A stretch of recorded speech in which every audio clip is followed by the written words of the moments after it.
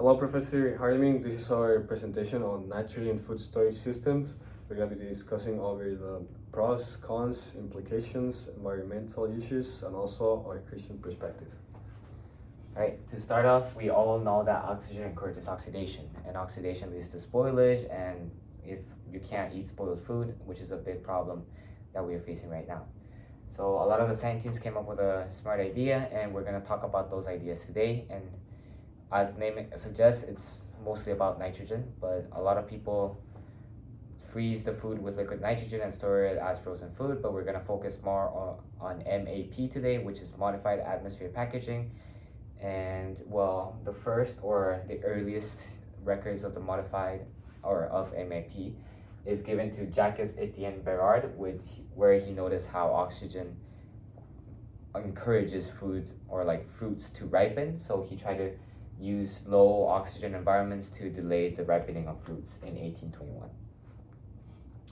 The materials, we're going to talk about a little bit about the materials that are used or needed for this whole system, which first of all is air, which is kind of obvious because we're talking about nitrogen.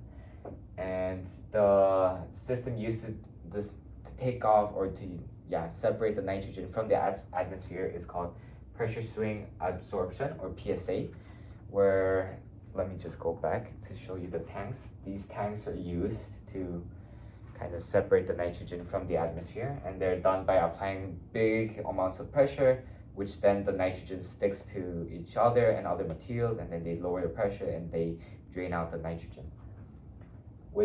And that process requires a lot of energy, and that energy comes from fossil fuels, and fossil fuels, as we know, cause a lot of environmental damages. For steel and aluminum to make the tanks itself, they're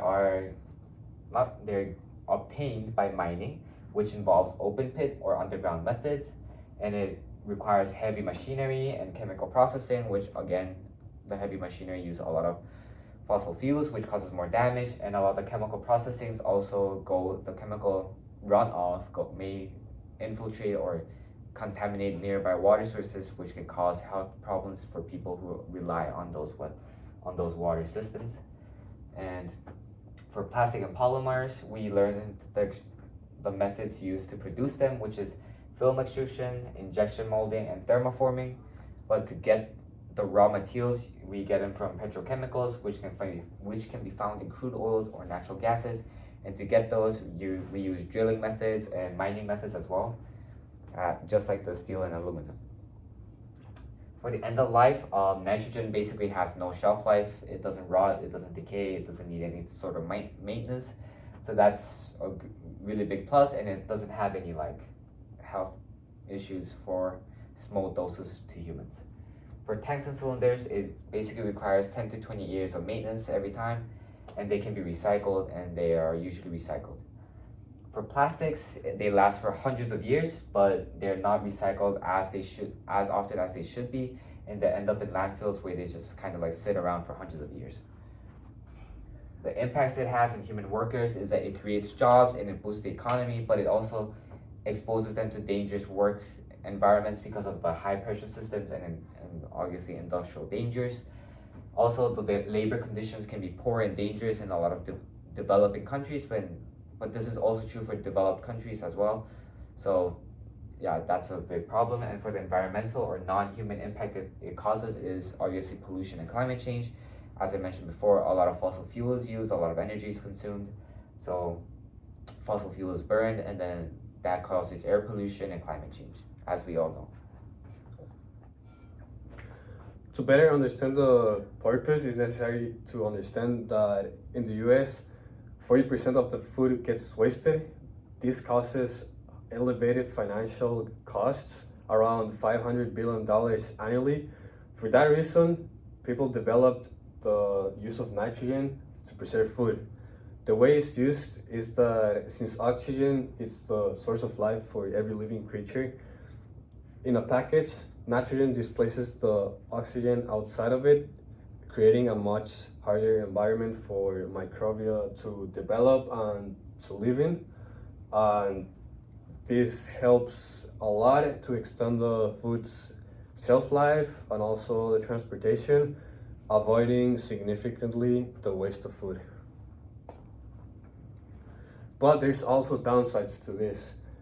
Mainly, there's an environmental impact, which include air pollution. If nitrogen is not handled correctly, it can lead to ecosystem balances due to plants absorbing this nitrogen and growing out of control.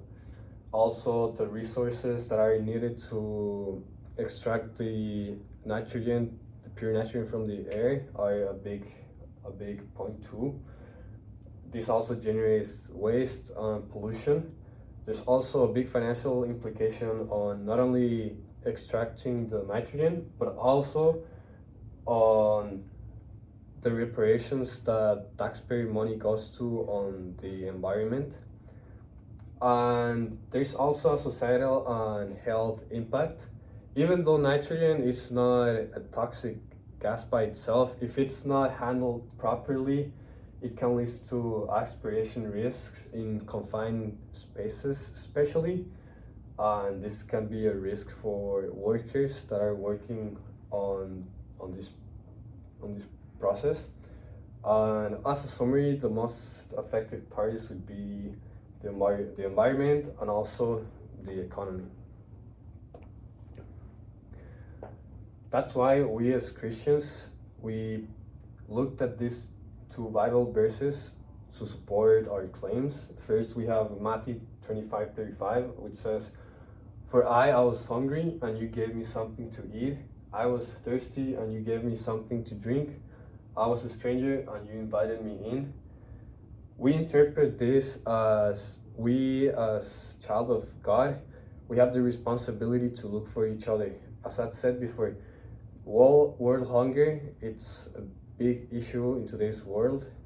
Statistics show that there's around 700 million people suffering from the lack of food right now.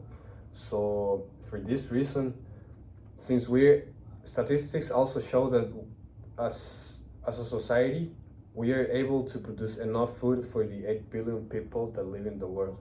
However, since there's waste and lack of distribution, that's why food doesn't reach these places. So the use of nitrogen can help to make the food industry more efficient, allowing food to get to those who need it the most.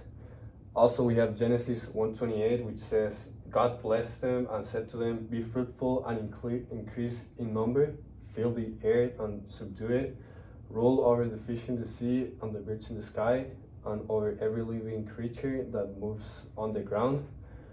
We think that we are allowed as Christians to do these things as long as the benefits are higher than the negatives. For this reason, we are committed to use this process in a positive way rather than a negative one. In the use of nitrogen to preserve our food, we also think about it from the perspective of our design norms. For example, stewardship. This is simply being careful with how we produce this, being careful with the waste that is generated. A just way to use nitrogen is not only use it to bring food that it's preserved to those who can already afford it. A just way to use this is to help food to be preserved in all levels, not only for the richer ones. As a sustainability, this product should not cause long-term environmental damage. For the transparency part, we believe that workers should be knowledgeable of the negative impacts that bad handling of nitrogen can cause in their health. And also, as a cultural appropriate approach for nitrogen could be that not all cultures have as a main way to get food, packaged food. There's cultures where things are more natural, for example, but nitrogen can be also used to get food in good conditions in any culture of the world to the most remote places, for example, not only people in general. So, and as a conclusion, some of the better alternatives that we can use is just airtight packing, because that kind of just sucks out all of the atmosphere inside the packaging. which also means it sucks out the oxygen, which helps preserve the food better, and it doesn't need the extra nitrogen that is separated from the atmosphere, which consumes a lot of fossil fuels, and that could just make the impact on the earth much less. Thank you for listening.